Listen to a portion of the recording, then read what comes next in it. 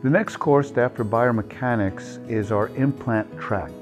This course is very different than most implant courses because number one, it's structured to be a generic representation of implants. It's not brand specific.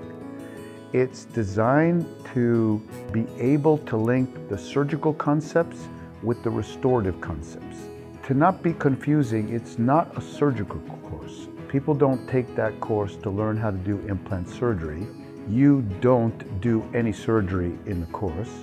What they learn is how to make decisions about doing surgery, but then they learn everything they need to know about restoring implants, from the impression protocols to the material selection to the management.